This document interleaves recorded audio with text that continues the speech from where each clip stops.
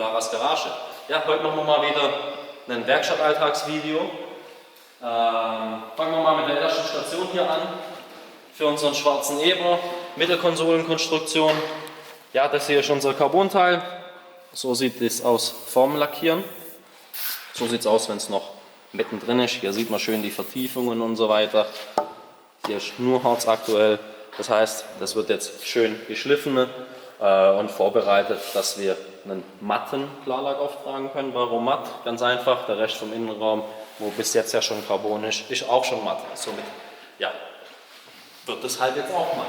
Können wir auch gerne mal reinschauen kurz. Am besten gehst du von der anderen Seite rein wie ich. Der Sattler war fleißig, hat uns die Mittelkonsole schon mal gesattelt. Jetzt sind wir natürlich auf der Seite, wo der Sitz ganz hinten ist ja klar. Aber kannst ja gerne mal reinfilmen. Also ich meine, Bombenarbeit wie gewohnt. Erst wollten wir diese weiße Naht mittig haben, oder was heißt wollten, das war mal so der Grundgedanke, würde aber tatsächlich nicht zum Sitz passen. Somit hat der Sattler dann gut geschalten, ne, und hat selber dann entschieden, er macht es so und ist einfach wie immer traumhaft. Das hier ist das Seitenteil, kommt dann vorne hin, Übergang zum Armaturenbrett. Hier mit einem, ja, das seht ihr dann, wenn die Mittelkonsole fertig ist. Hier auch unsere weiße Ziernaht drin, muss natürlich auch sein. Dann schauen wir uns mal das nächste Auto an. Ja, hier ein schöner 230er.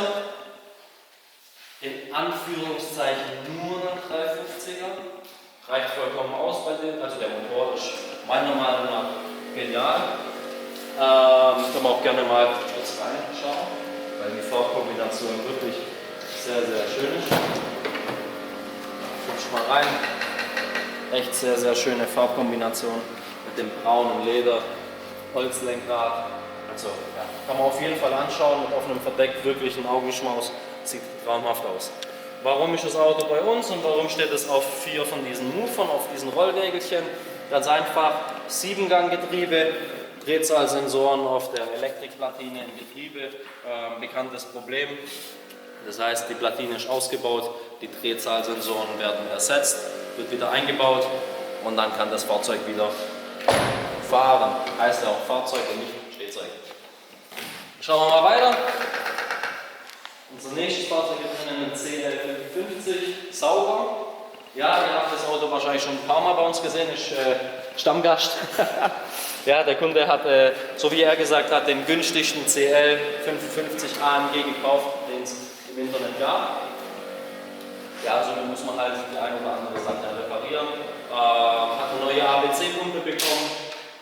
Jetzt funktioniert das auch wieder alles gut. Die war undicht, also Schraubverbindung war undicht. Tobi baut jetzt gerade die Türe auseinander. Die Scheibe schließt nicht mehr richtig. Wir machen jetzt einmal eine Grundeinstellung und dann hoffen wir mal und sind guter Dinge, dass danach die Scheibe wieder richtig schließt und die Fahrtgeräusche im Innenraum nicht mehr so stark sind. Ich meine, wir reden hier von einem CL, also S-Klasse Coupé. Die haben einfach keine Windgeräusche im Innenraum. Das ist so. Die Autos sind ruhig, die Autos sind luxuriös und komfortabel. Dann folgen wir mal hier schön durch dieses Dickicht an Ersatzteil. Wir haben hier unsere Limette, die kam jetzt frisch vom Lackierer. Da geht es jetzt dann, wenn ja, Ersatzteile von Mercedes geliefert werden können, beziehungsweise wir sie raussuchen können, wieder.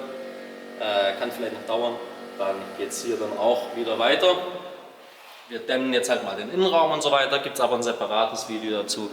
Verlinken wir euch, das hängt dann irgendwo hier oben in der Infokarte.